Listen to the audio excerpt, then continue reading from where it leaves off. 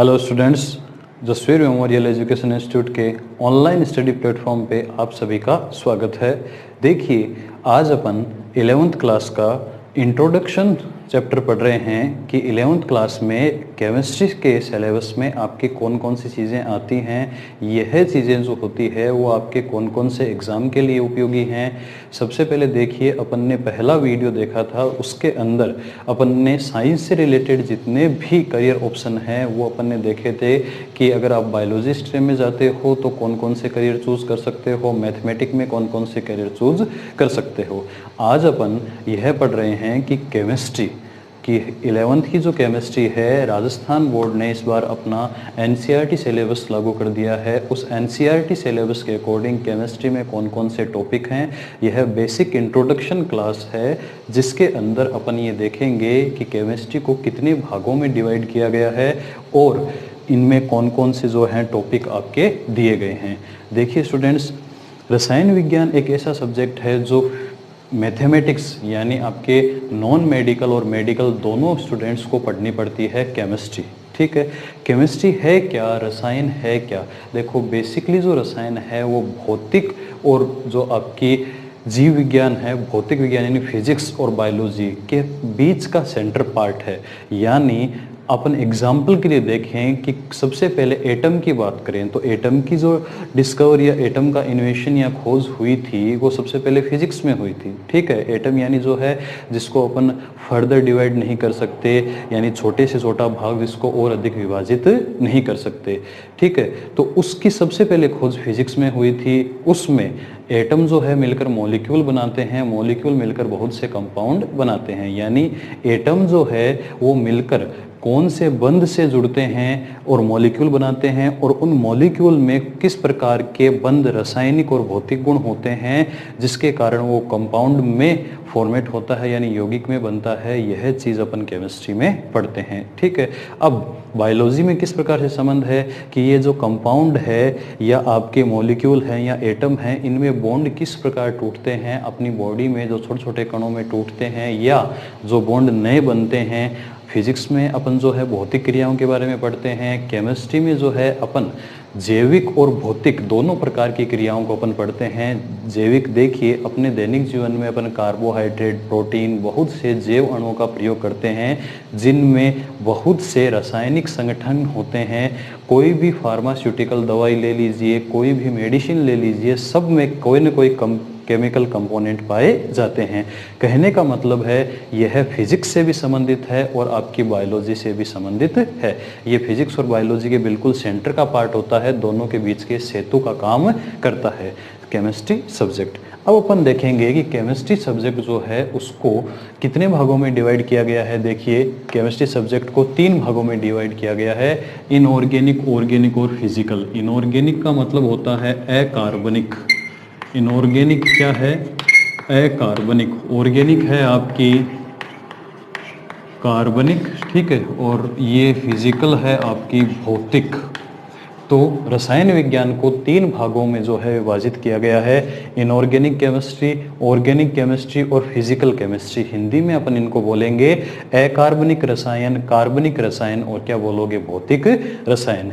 अब देखिए, अकार्बनिक रसायन में अपन क्या पढ़ते हैं। 11वीं और 12वीं क्लास में अपन जो केमिस्ट्री पढ़ रहे हैं वह विज्ञान आपने 9वीं 10वीं पढ़ी है, उसमें फिजिक्स के भी कुछ टॉपिक थे, आपके मैथ के भी कुछ टॉपिक थे, यानी मैथमेटिकल डेरिवेशन थी आपकी। ठीक है, और आपके जीव विज्ञान के भी कुछ टॉपिक थे, केमिस्ट्री के भी कुछ टॉपिक थे। यहाँ सब चीज़ें अलग हो गई हैं।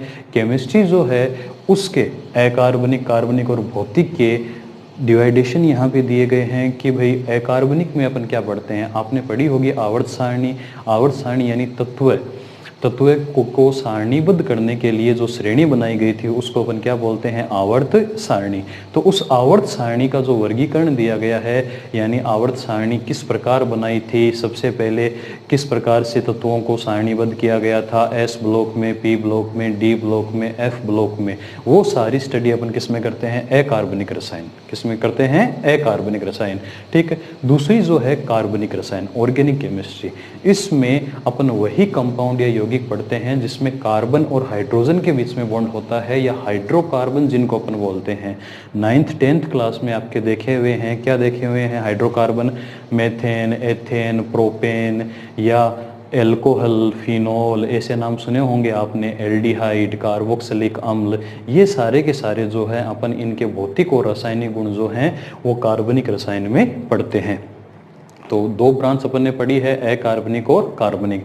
तो बेसिकली आप इतना ध्यान रख लीजिए, अकार्बनिक में अपन आवर्त सारणी के जितने भी ब्लॉक होते हैं उनको डीपली स्टडी करते हैं, और कार्बनिक रसायन में अपन क्या करते हैं? हाइड्रोकार्बन, यानी जो कार्बन और हाइड्रोजन से मिलकर बने जितने भी कंपाउंड होते हैं उन सब की अपन स्टडी इसमें करते हैं।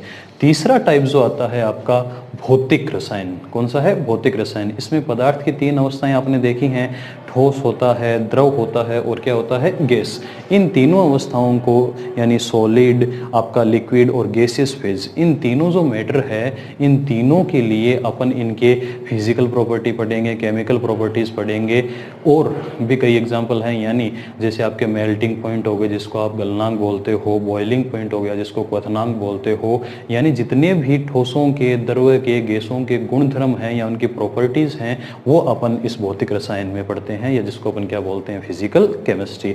आज अपन जो डिस्कशन कर रहे हैं वह है केमिस्ट्री का जो फर्स्ट पार्ट है, एनसीईआरटी का फर्स्ट पार्ट, यानी सबसे पहले कोई चीज़ को देखने से पहले उसका पूरा प्रारूप अपने को पढ़ना होता है कि अपन पूरी साल पढ़ेंगे क्या। ये सारी चीज़ें आप पूरी साल पढ़ोगे। ये जो मैंने आपके टोटल 7 पार्ट लिख रखे हैं, ये जो 7 पार्ट हैं आपके यहाँ 1 से लेकर 7 तक, ये केमिस्ट्री फर्स्ट का पार्ट है। किसका पार्ट है? केमिस्ट्री फर्स्ट का। सबसे पहले देखिए क्या लिखा है, some basic concept of chemistry, यानी रसायन विज्ञान की कुछ मूल अवधारणाएं, रसायन विज्ञान की कुछ मूल अवधारणाएं। इन अवधारणाओं में अपन क्या पढ़ेंगे? देखिए कि रसायन विज्ञान की खोज में जो है किन किन वैज्ञानिकों का योगदान रहा है। सबसे पहले तो रसायन विज्ञान किसे कहते हैं आपसे पूछ ले तो क्या बोलोगे? पदार्थ, तत्व, यौगिक, इन सब के अपन जब रासायनिक और भौतिक गुण विज्ञान के जिस शाखा में देखते हैं उसको अपन क्या बोलते हैं? रसायन विज्ञान। भौतिक और रासायनिक गुण, केमिकल एंड फिजिकल प्रॉपर्टीज जिस ब्रांच में अपन देखते हैं उसको अपन क्या बोलते हैं? रसायन विज्ञान। तो देखिए कि यहाँ पे बेसिक कंसेप्ट मतलब रसायन जितने भी होते हैं, आपको पता है सबसे छोटा कण जो होता है वो कौन होता है? आपका एटम, एटम से मॉलिक्यूल, मॉलिक्यूल से कंपाउंड, यानी आपका परमाणु, परमाणु से अणु, अणु से क्या बनता है? यौगिक। इनके बीच में रासायनिक संयोजन के नियम, यानी ये आपस में जुड़ते कैसे हैं, वो सारे नियम अपन जो है मूलभूत अवधारणाओं में देखेंगे। विलयन की जितनी भी सांद्रताएं होती हैं, विलयन की सांद्रता, विलयन तो जानते हो समांगी अवयवों का मिश्रण जो होता है वो विलयन कहलाता है। अब उसकी सांद्रता मतलब उसमें विलय का कितना भाग घुला हुआ है, उन सभी सांद्रताओं को अपन इसमें देखेंगे रसायन विज्ञान की मूलभूत अवधारणाओं में। कुछ गणितीय टर्म्स भी अपन इसमें देखेंगे, मैथमेटिकल टर्म्स, जैसे सांद्रता ज्ञात करने के लिए अपन मोलरता, मोललता, ऐसे शब्द, नए शब्द सीखेंगे। बहुत आसान है, यह सारी चीज़ें जो हैं वो प्रैक्टिकल बेस्ड हैं, इसलिए बिल्कुल आसान तरीके से आप समझ सकते हैं। सेकेंड जो पार्ट है वो स्ट्रक्चर ऑफ एटम, परमाणु की संरचना। आपने पहले पढ़ रखा है बेसिक फंडामेंटल जो पार्टिकल होते हैं यानी मूलभूत कण होते हैं, इलेक्ट्रॉन, प्रोटॉन और न्यूट्रॉन। ये जो हैं एक तत्व के कहाँ पे उपस्थित होते हैं, कितनी इनकी संख्या होती है, समस्थानिक हो गया, समभारिक हो गया, इन सब चीज़ों के परमाणु की जो है संरचना, परमाणु संरचना के लिए प्लम पुडिंग मॉडल है, थॉम्सन मॉडल है, इलेक्ट्रॉन रदरफोर्ड जो है, ये सारे की सारी चीज़ें अपन परमाणु की स्ट्रक्चर में पढ़ेंगे, परमाणु की संरचना। ठीक है। दूसरा जो यूनिट है आपका, तीसरी यूनिट देखना, classification of element and periodicity in properties, तत्वों का वर्गीकरण एवं गुण धर्मों में आवर्तिता। तत्वों का वर्गीकरण बहुत सारे जो एलिमेंट है केमिस्ट्री में उनको किस प्रकार से सारणीबद्ध किया गया है, एक आवर्त सारणी बनाई गई है, आवर्त सारणी का विकास कैसे हुआ, किन किन वैज्ञानिकों का इसमें योगदान था, कितने भागों में इसको डिवाइड किया गया है, जैसे एस ब्लॉक कहाँ है, पी ब्लॉक कहाँ है, कहाँ से कहाँ तक के परमाणु जो क्रमांक वाले तत्व हैं वो इसमें आते हैं, डी ब्लॉक क्या होता है, एफ ब्लॉक क्या होता है, इलेक्ट्रॉनिक विन्यास कैसे लिखते हैं, ये सारी की सारी चीज़ें अपन इसमें पढ़ेंगे। किसमें पढ़ेंगे? आपके क्लासिफिकेशन ऑफ एलिमेंट, तत्वों के वर्गीकरण में। अब आवर्तिता क्या है? आवर्तिता ये है कि पीरियोडिक टेबल में या आवर्त सारणी में लेफ्ट से राइट, बाएं से दाएं जाते हैं तब आकार कम होता है, क्यों होता है, ऊपर से नीचे जाते हैं तो आकार बढ़ता है, वो क्यों बढ़ता है, इन सब को अपन क्या बोलते हैं, पीरियोडोसिटी या क्या बोल सकते हो, आवर्तिता, गुणधर्मों में आवर्तिता। ये चीज़ें अपन किस में पढ़ेंगे, क्लासिफिकेशन। तो ये 3 पार्ट आपके, आप जो है बेसिक तरीके से तीनों के नाम आपने देखे हैं, पढ़े हैं, ठीक है। आगे देखना, chemical bonding and molecular structure, रासायनिक आबंधन। एटम से जुड़ेगा, आपका मॉलिक्यूल बनाएगा। मॉलिक्यूल जो है बहुत सारे मॉलिक्यूल से जुड़ेंगे, आपका क्या बनेगा, कंपाउंड। इनमें अगर स्ट्रॉन्ग बॉन्ड होते हैं तो वो स्ट्रॉन्ग बॉन्ड कौन से होते हैं, वीक बॉन्ड होते हैं तो वो वीक बॉन्ड कौन से होते हैं, इसी को अपन क्या बोलते हैं, रासायनिक आबंधन। रसायनों में आबंधन, उन सबको में रासायनिक आबंधन पढ़ते हैं।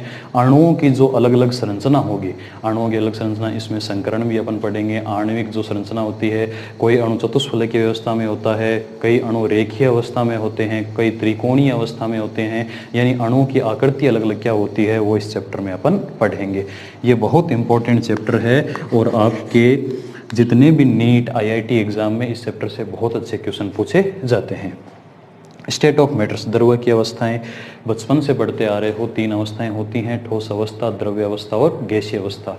यहाँ 11th के सिलेबस में अपन गैसियस पढ़ेंगे, सिर्फ कौन सा पढ़ेंगे, गैसियस, सिर्फ गैसीय अवस्था के बारे में पढ़ेंगे। ठोस और द्रव यानी सॉलिड और जो लिक्विड है या सॉल्यूशन के रूप में जो होते हैं उनको अपन सीनियर क्लास में पढ़ेंगे।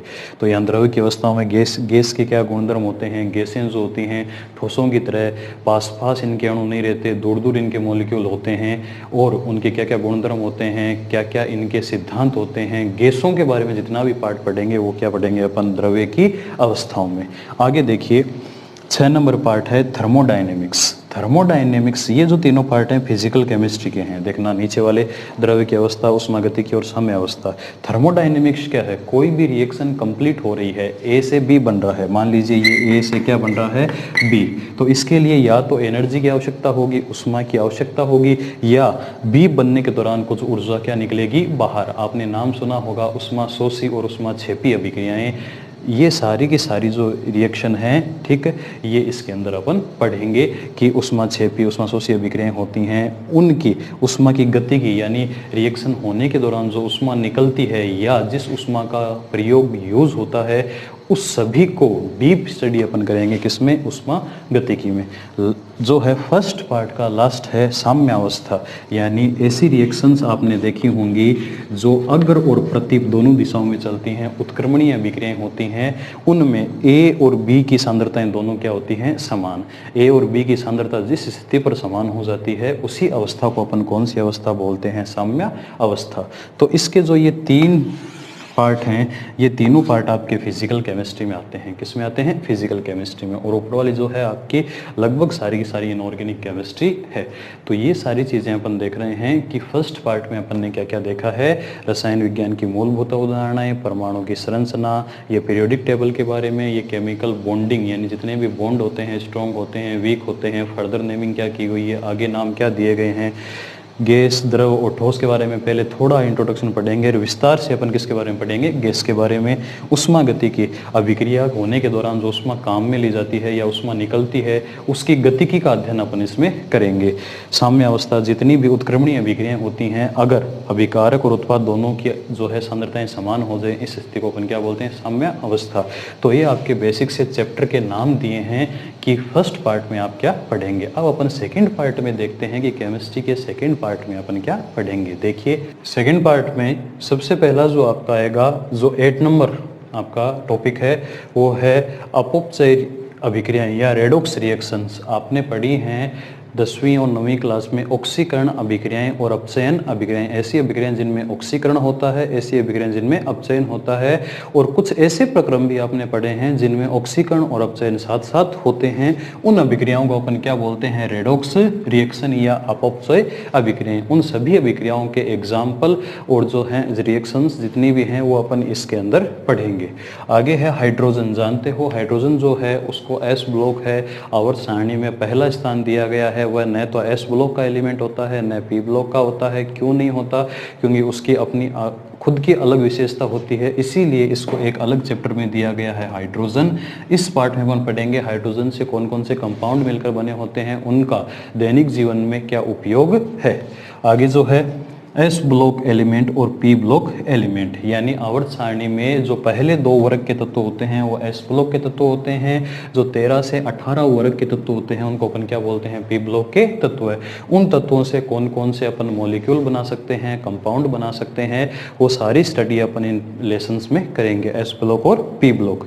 अगला जो है आपका कार्बनिक रसायन, कार्बनिक रसायन यानी इसमें अपन कार्बन जो है उसकी स्ट्रक्चर पढ़ेंगे। सबसे छोटा जो सदस्य होता है वो मीथेन होता है, उसकी संरचना किस प्रकार की होती है, चतुष्फलकीय होती है तो क्यों होती है, कार्बन की संयोजकता 4 होती है तो क्यों होती है। उसके बाद में कार्बन के जो आपके मीथेन, एथेन, प्रोपेन नामकरण चलेगा, नामकरण में अलग अलग यौगिक आएंगे कि आपके जो हैं चक्रीय यौगिक हो गए, सीधी श्रृंखला वाले यौगिक हो गए, फंक्शनल ग्रुप यानी क्रियात्मक समूह हैं, ऐसे समूह हैं जो किसी भी कार्बन की श्रृंखला के साथ जुड़कर उसके रासायनिक और भौतिक गुणों में क्या कर देते हैं, परिवर्तन, उनको अपन क्या बोलते हैं, क्रियात्मक समूह है। उन क्रियात्मक समूहों के नाम जैसे आप बोलते हो एन, इन, आइन, ठीक है, हेलोजन अपन बोल सकते हैं, alcohol, phenol, ether, aldehyde, ketone, carboxylic acid, ये सारे के सारे क्रियात्मक समूह होते हैं। ये किसी भी श्रृंखला के साथ जुड़कर उसके रासायनिक और भौतिक गुणों में क्या कर देते हैं, परिवर्तन कर देते हैं। उन सब के बेसिक जो जितनी भी थ्योरी है वो इसमें पढ़ेंगे। कई नए नए नाम आएंगे कि प्रेरणिक प्रभाव क्या होता है, अनुनाद प्रभाव क्या होता है, इलेक्ट्रोमेरी प्रभाव क्या होता है, विद्युत ऋणता क्या होती है, वो सारी चीज़ें बहुत आसान चीज़ें हैं, सारी समझने वाली चीज़ें हैं, वो इसमें अपन पढ़ेंगे। टेक्निक्स यानी प्रयोगशाला में अपन हाइड्रोजन के कौन कौन से कार्बोहाइड्रेट जो होते हैं या प्रोटीन होते हैं, वसा होते हैं, इनसे नाइट्रोजन, सल्फर, इनके टेस्ट कैसे कर सकते हैं। प्रयोगशाला में अपन कार्बनिक रसायन को किस प्रकार से काम में ले सकते हैं वो इसमें पढ़ेंगे। अगला है हाइड्रोकार्बन। प्रकृति में जो हाइड्रोकार्बन आपने पढ़े हैं पहले, जैसे आपने एल्केन, एल्कीन, एल्काइन, ये मुख्य रूप से हाइड्रोकार्बन। एल्केन जो CnH2n+2 होते हैं, एल्कीन क्या होते हैं, CnH2n, एल्काइन क्या होते हैं, CnH2n-2। ये इनके जो हैं आपके बेसिक फॉर्मूला होते हैं, एल्केन, एल्कीन, एल्काइन और एरोमेटिक यौगिक, इन सब के बारे में अपन हाइड्रोकार्बन पार्ट में पढ़ेंगे। और सबसे आसान एवं सबसे अंतिम जो आपका यूनिट है वो है इन्वायरमेंटल केमिस्ट्री, यानी प्रकृति में जितनी भी आपके विभिन्न प्रकार के जो हैं ध्वनि प्रदूषण होता है, वायु प्रदूषण होता है, जल प्रदूषण होता है, ये कौन कौन से रसायनों की वजह से होता है, इससे अपन किस में पढ़ेंगे, पर्यावरण रसायन या वायुमंडलीय प्रदूषण कौन कौन सी गैसों के द्वारा हो रहा है, अम्ल वर्षा क्या होती है, यानी बेसिक चीज़ें जो आपने 10वीं में आज तक पढ़ी हैं वही चीज़ें अपन इसमें रिपीट करेंगे। तो आज अपन ने इसमें यह देखा है कि अपन 11th क्लास में कौन कौन से चैप्टर पढ़ेंगे। बहुत आसान चीज़ें हैं बच्चों, बस कंसेप्ट क्लियर कराना और अच्छी गाइडेंस वाले आपको टीचर चाहिए ताकि आपके बिल्कुल माइनरली इनऑर्गेनिक, ऑर्गेनिक और फिजिकल केमिस्ट्री के टॉपिक हैं वो क्लियर हों।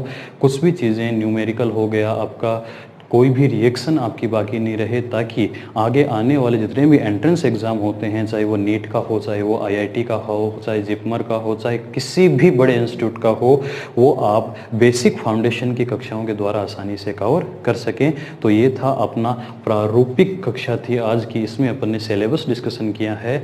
अब अपन नेक्स्ट कक्षा में अपनी जो है रेगुलर जो है क्लास शुरू करेंगे। Thank you.